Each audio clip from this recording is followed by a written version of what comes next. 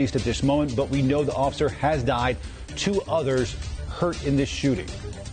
Take a look at this video just into our newsroom. This is of the procession where the officer's body was transported from the hospital to the medical examiner's office just hours ago.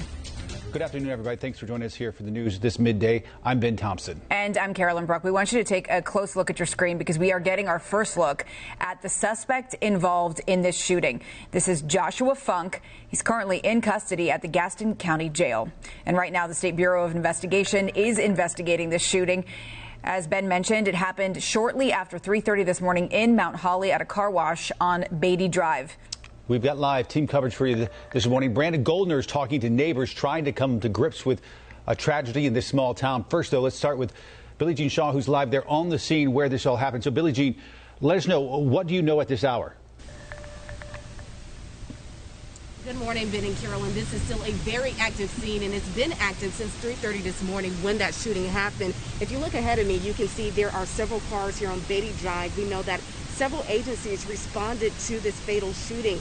Gaston County Police, Gaston County Sheriff's Office, Dallas Police, and we also know that state officers have been called in to investigate this shooting as well. I want you to direct your attention to this white and yellow building. That is the Mount Holly car wash, which is now the murder scene where we know a Mount Holly officer was fatally shot this morning.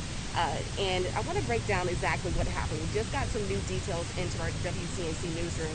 So around 3:30 this morning, officials tell us that a Mount Holly officer responded to an active break-in at this car wash. When he got to the scene, that's when he came in contact with an armed suspect who we now know has been identified as Joshua Tyler Funk. From that point, we're told Funk and the officer got into a shootout. Funk was hit, he survived. The officer was also hit. Unfortunately, he died from his gunshot wounds. I want you to take a moment and listen to the moment that another responding Mount Holly officer discovered that an officer was shot. Shot fired. Officer down. 33. Your officer shot. Responding emergency traffic. Where's the officer shot? We're directly behind the building. Suspect is down. Suspect is down. Okay, more suspect. You can just hear the distress in that officer's voice. You can hear him calling for help as he discovered an officer was down. And again, we do know that that suspect, Joshua Tyler Funk, has been released from the hospital. He only sustained minor injuries, we're told. He was initially transported to the Gaston County Jail, but I just learned in the last few minutes that he's being transported to Cleveland County. A clerk at the jail told me that he was being transported for his own safety.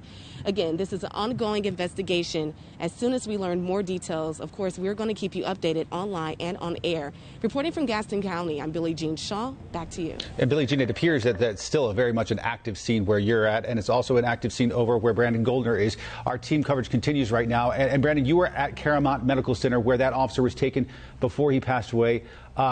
Give us a scene setter of what things are like there. Well, Ben, first off, let me show you. We're on the backside of the Mount Holly car wash. The crime scene tape right beyond this car that's passing over us.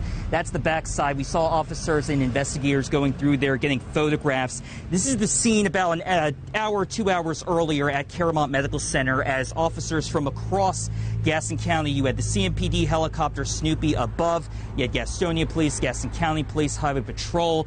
There are a lot of police departments in Gaston County. A lot of them know each other. I got a lot of text messages from officers I know from prior scenes telling me about what they've heard, and it's really a devastating impact. Actually, when getting the information at the Gaston County Jail on the suspect, it was just a really sour, sad mood at the jail where everyone is just devastated about what happened. Neighbors that live across the street, they tell us that they heard gunshots go off multiple times around at 3:30 in the morning. This is one of those neighbors, Pamela Spencer.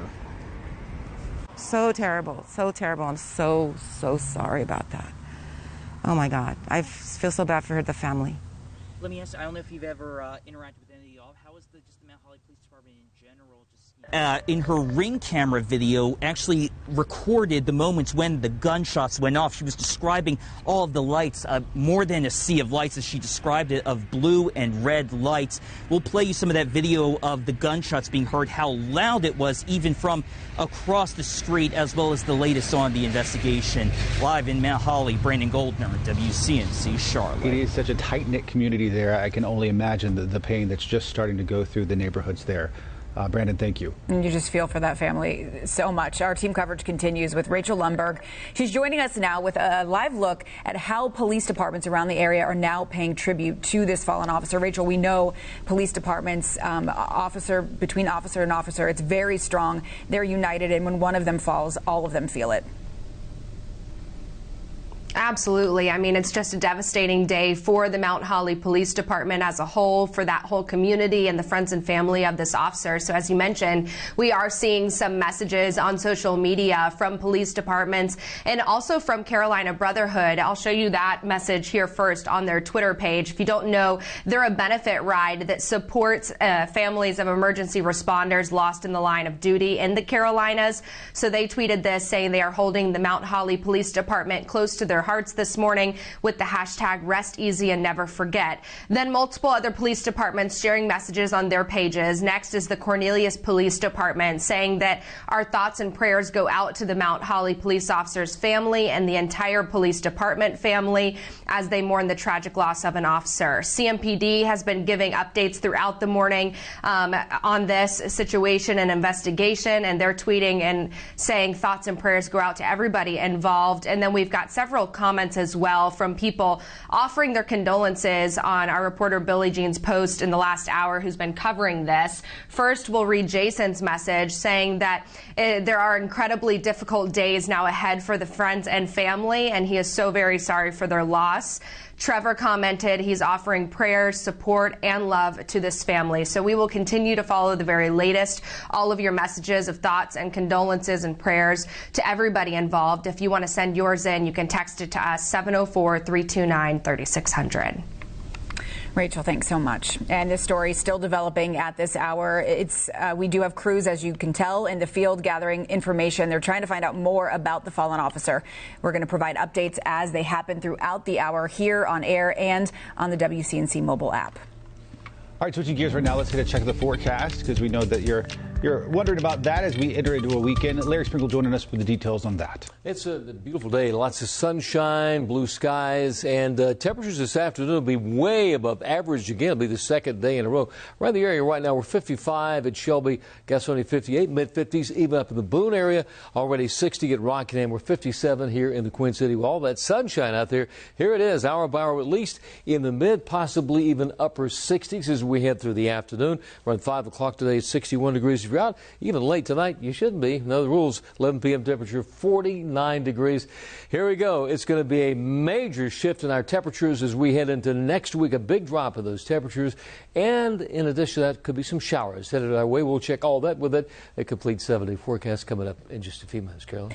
Larry, thanks so much. Another big story that we're following today, Mecklenburg County officials will give an update on the number of coronavirus cases here in the county. That virtual update is happening today at 1. WCNC Charlotte will be taking a closer look at those numbers, and we're going to break them down for you today starting at 4. It's all coming ahead of a new curfew that takes effect in North Carolina tonight at 10. So you have to stay home between 10 p.m. and 5 a.m. under this order. Businesses, non-essential businesses, must be closed by that time. Now, you can leave your house to get essential items, things like groceries, gas, or medication, or going to work, but you're not allowed to do things like going to a restaurant, a bar, the gym, or gathering with friends. The curfew, by the way, will stay in effect until January 8th at this point. And this is all happening as the country continues to set coronavirus records. It's unfortunate, but the Pfizer vaccine now one step closer to emergency authorization. And when it is approved, the challenge will be getting it out to those who need it the most. NBC's Tom Costello has the latest. Yeah, good day. So all indications right now are that the FDA is poised to, in fact, approve this vaccine very, very quickly. It said so this morning that it's already working on emergency use authorization. Really no question at all in that FDA statement they are going forward. And so now, how quickly might the trucks roll? We expect that the trucks could roll out of Pfizer's freezer farm. They have 2 of them in the Midwest. That could happen over the weekend, and then we could see the first vaccination starting on Monday or Tuesday. This is the Pfizer vaccine. Now, we have another vaccine before the FDA. That one's made by Moderna. We expect approval on the Moderna vaccine within a week or so, maybe 10 days. And then in January, we've got a vaccine coming from Johnson & Johnson going before the FDA. And then in February, AstraZeneca's vaccine will go for FDA approval. So according to the HHS secretary, we could see 100 million doses in arms by the end of February. Now, importantly, the advisory committee yesterday did have some, not really concerns, but some questions that they want addressed. Specifically on the Pfizer vaccine, they want more information about 16 and 17-year-olds getting the vaccine, whether it's safe, whether there are any side effects. Same thing for pregnant women. And they want more data, more research into those allergic reactions that some people suffered in the UK. But these are such small instances, so few instances, that really the advisory committee said that the risks are so minimal compared to the benefits when you have 3,100 people dying every single day in this country. We could see, again, the vaccines rolling within hours, certainly, I would think, by the end of the weekend. I'm Tom Costello here in Washington. Back to you. And WCNC Charlotte wants to hear from you. If you have any questions regarding the vaccine, text them to us. You see the number there on your screen, 704-329-3600. Coming up, a North Carolina woman speaking out about her experience on Jeopardy as one of Alex Trebek's last contestants.